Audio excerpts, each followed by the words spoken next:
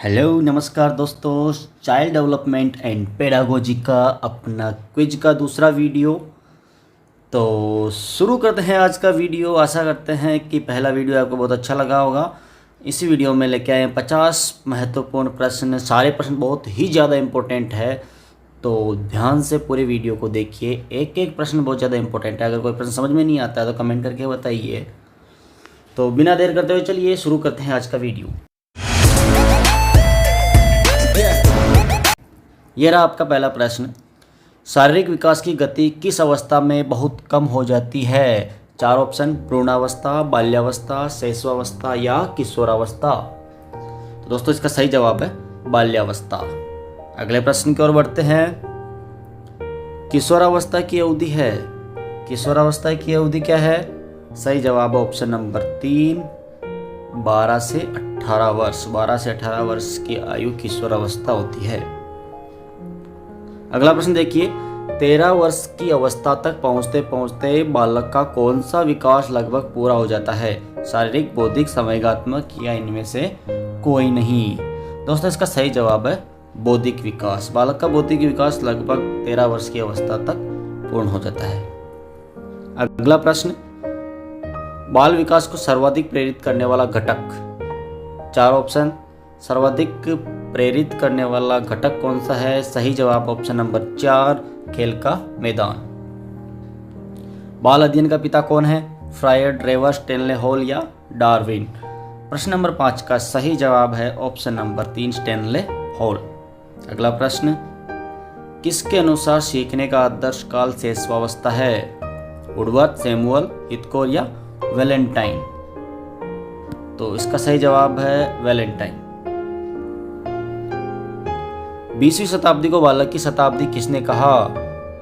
हिथकोर, crow and crow, Samuel या इनमें से कोई नहीं। दोस्तों इसका सही जवाब है crow and crow. Crow and crow ने 20वीं शताब्दी को बालक की शताब्दी कहा है। 20वीं शताब्दी को बालक की शताब्दी क्रो एंड क्रो ने कहा। बाल विकास को कितने भागों में बांटा गया है? इसका सही जवाब है 4 भागों में। बाल विकास को 4 भागों में बांटा गया है। बाल्यावस्था में व्यक्तित्व होता है। बाल्यावस्था में बहिर्मुखी व्यक्तित्व होता है। किस अवस्था में काम प्रवृत्ति निम्न स्तर पर होती है? सही जवाब है ऑप्शन नंबर 2, बाल्यावस्था। एक बच्चे की कॉपी में लिखने में विपरीत छवियां, दर्पण छवि आदि जैसी गलतियां मिलती है। इस प्रकार का बच्चा लक्षण प्रदर्शित कर रहा है। अधिगम में असुविधा, अधिगम में समस्या, अधिगम में अशक्तता या अधिगम में कठिनाई। राइट आंसर इज अधिगम में अशक्तता। विकृति लिखावट से संबंधित लिखने की योग्यता में कमी किसका एक लक्षण है? बहुत इंपॉर्टेंट प्रश्न है। डिस्ग्राफिया, डिसलेक्सिया, डिस्प्रेक्सिया या डिसकैलकुलिया। ऐसे प्रश्न में ज़्यादातर कंफ्यूज होते हैं, तो इस प्रश्न का सही जवाब है डिस्ग्राफिया। अधिगम जिसके बिना संभव नहीं है। किसके बिना अधिगम संभव नहीं है? प्रेरणा के बिना। राइट आंसर इज प्रेरणा। प्रश्न नंबर 14 देखते हैं। ज्ञान रचनात्मकता सिद्धांत आधारित शिक्षण का आधार है। 4 ऑप्शन है। अध्यापक को सुनना, अध्यापक कथित विषय वस्तु को दोहराना, अध्यापक तथा शिक्षार्थी के संबंध, और चौथा है करके सीखना। तो सही जवाब होगा करके सीखना। निम्नलिखित कथनों में से कौन सा वाइगोत्स्की के द्वारा विकास तथा अधिगम के बीच संबंध का सर्वश्रेष्ठ रूप में सार प्रस्तुत करता है? ध्यान से देखिए 4 ऑप्शन को। इसका सही जवाब है ऑप्शन नंबर 3, विकास प्रक्रिया अधिगम प्रक्रिया से पीछे रह जाती है। अगला प्रश्न। एक दिग्भ्रमित किशोर का पथ प्रदर्शन किया जा सकता है। कैसे किया जा सकता है? सही जवाब होगा उसके अच्छे व्यवहार की प्रशंसा करके। किशोरावस्था में किशोर किशोरियां अध्ययन के साथ साथ टीवी देखना, रेडियो व ग्रामोफोन सुनना पसंद करते हैं। ये विचार किसके हैं? 4 ऑप्शन। सही जवाब क्या होगा? अगर आपको ये प्रश्न का जवाब आ रहा है तो कमेंट करके ज़रूर बताइए। तब तक कि मैं बताता हूँ। इसका सही जवाब है ऑप्शन नंबर 1, वुड। सूझ द्वारा सीखने के समग्राकृतिवाद के प्रवर्तक है। सूझ द्वारा सीखने के समग्राकृतिवाद के प्रवर्तक हैं। सही जवाब है वर्दीमर, कोपका और कोहलर।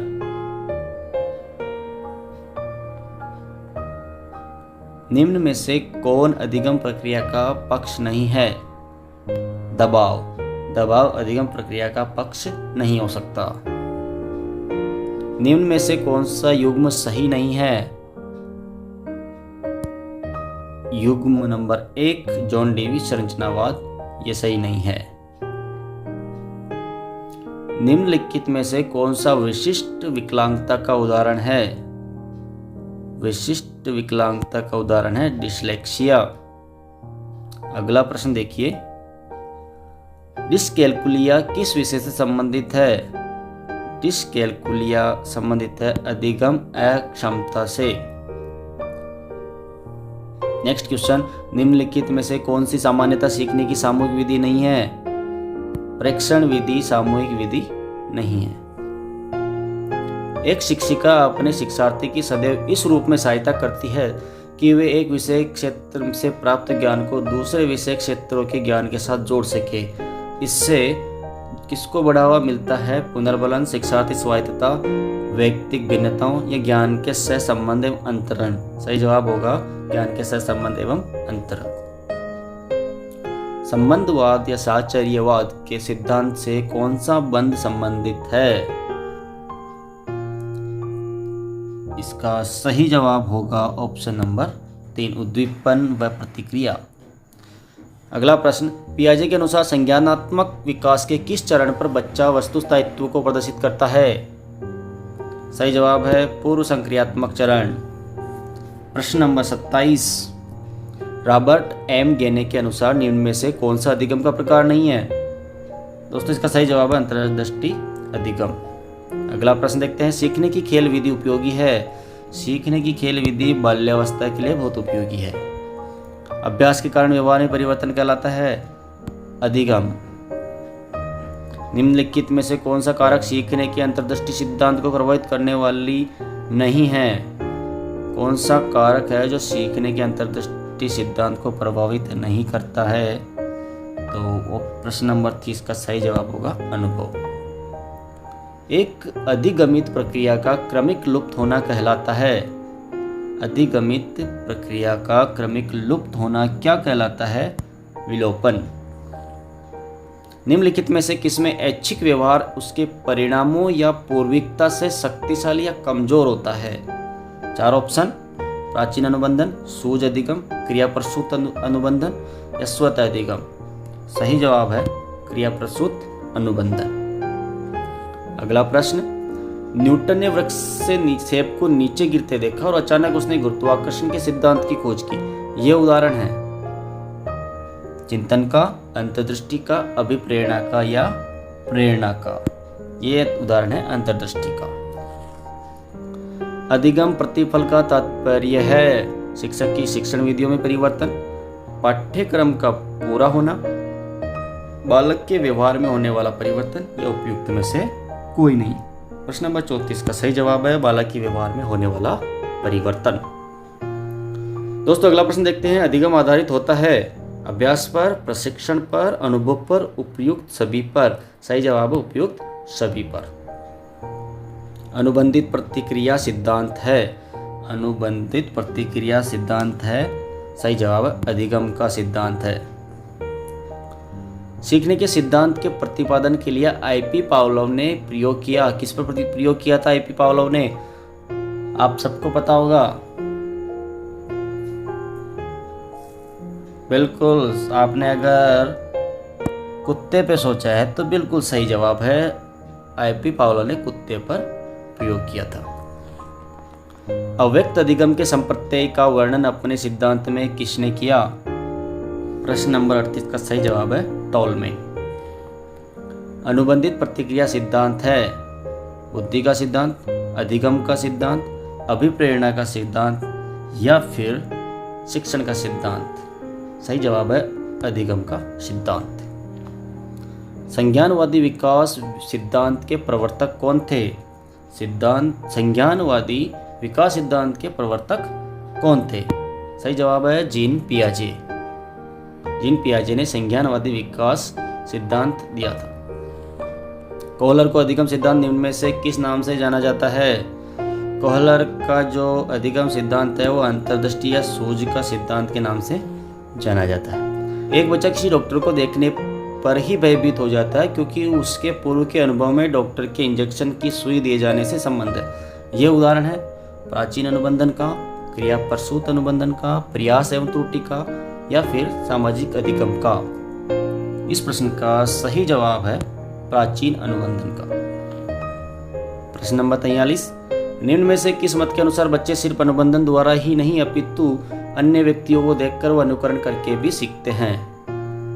प्रयास एक त्रुटि है, सामाजिक अधिगम, सूझ या संबंधवाद? दोस्तों इसका सही जवाब होगा सामाजिक अधिगम। निम्न में से कौन व्यवहारवादी नहीं है? JB Watson, Ivan Pavlov, BF Skinner या सिगमंड फ्राइड? सही जवाब होगा सिगमंड फ्राइड। धीमी गति से सीखने वाले बालकों के अध्यापन के लिए अधिक उपयोगी सिद्धांत कौन सा है? थॉर्नडाइक का सिद्धांत, थर्स्टन का सिद्धांत, कोहलर का सिद्धांत या फिर हल का सिद्धांत?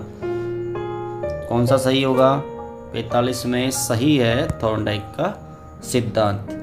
जो बालक धीमी गति से सीखते हैं उनके अध्यापन के लिए थॉर्नडाइक का सिद्धांत बहुत ही उपयोगी है। साइकिल सीखने के बाद स्कूटर सीखने में प्रशिक्षण का स्थानांतरण होगा। कौन सा प्रशिक्षण? ऋणात्मक स्थानांतरण होगा, शून्य स्थानांतरण, धनात्मक या फिर गति स्थानांतरण? सही जवाब है धनात्मक स्थानांतरण। गेस्टाल्टवादियों के अनुसार व्यक्ति किसी वस्तु को देखता है, कैसे देखता है? किसी विशेष भाग के आधार पर, कुछ भागों के आधार पर, आवश्यकता के अनुरूप या समग्रता के आधार पर? तो इसका सही जवाब है गेस्टाल्टवादियों के अनुसार व्यक्ति किसी वस्तु को समग्र रूप से देखता है, यानी कि समग्रता के आधार पर। चिंपैंजी पर प्रयोग किसने किया था? बहुत ही आसान सा प्रश्न है। चिंपैंजी पर प्रयोग किया था कोहलर ने। और जिस चिंपैंजी प्रयोग किया था उस चिंपैंजी का नाम क्या था? आप सबको पता होगा, बहुत सारी बार पूछा गया है, बहुत सारे एग्जाम्स में पूछा गया है। उसका नाम था सुल्तान। क्या नाम था चिंपैंजी का? सुल्तान। चलिए नेक्स्ट प्रश्न, क्रिया की सफलता से संतोष एवं असफलता से असंतोष होता है। थॉर्नडाइक का कौन सा नियम इंगित करता है? अभ्यास का, तत्परता का, प्रभाव का या एक प्रतिक्रिया का?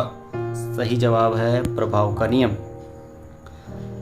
आज का अंतिम प्रश्न 50वां प्रश्न, किसी क्रिया को बार बार दोहराने से उसका संबंध दृढ़ हो जाता है। उक्त कथन थॉर्नडाइक के किस नियम से संबंधित है? 4 ऑप्शन है, तत्परता का नियम, अभ्यास का नियम, प्रभाव का नियम या बहुप्रतिक्रिया का नियम? दोस्तों इस प्रश्न का जवाब मैं नहीं बता रहा हूँ, इस प्रश्न का जवाब आपको कमेंट में देना है। तो इस प्रश्न को आप कमेंट करके बताइए इसका सही जवाब क्या होगा। मैं आपको वीडियो कैसा लगा कमेंट करके जरूर बताइए। वीडियो को लाइक जरूर करें और चैनल को अभी तक सब्सक्राइब नहीं किया तो चैनल को सब्सक्राइब करें। मिलते हैं नेक्स्ट वीडियो में एक और नए क्विज के साथ, तब तक के लिए जय हिंद।